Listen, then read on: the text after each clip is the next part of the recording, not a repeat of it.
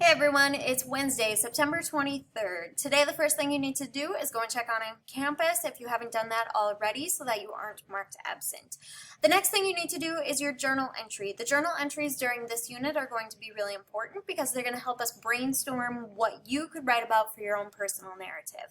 So hit pause, go do your journal. Remember, it should be about 10 minutes long and it should be about a page long.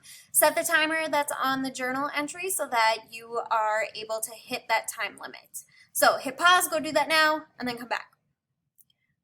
Once you're done with your journal, then you need to look at the steel chart. So we're going to start looking at characters and stories and how characters can be developed so that we can have really well-developed round characters that feel like real people and are interesting and engaging and that our readers want to know more about.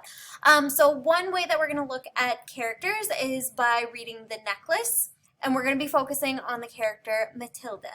So as you read The Necklace, make sure that you're paying attention to Matilda. We are going to be doing a steel chart on Matilda. So a steel chart is one way that we can analyze characters. So if you click right here on steel chart, it'll bring up this. You should go through this and read through what each of the different letters in the word steel look at. This is how we're going to be analyzing characters. If you don't want to read it, that's fine. There's a video of me talking about it, so if you'd rather have me talk to you about it, you can watch the video.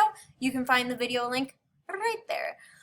Once you're finished looking through the steel chart or watching the steel chart video, then you can go ahead and read The Necklace on Common Lit. So just click on whichever hour you're on.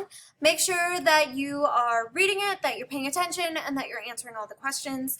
There should be a little audio sign at the top of the story, so if you would prefer to have the story read to you, it's up there for you. Please let me know if you have any questions. Otherwise, have a great day and enjoy the story.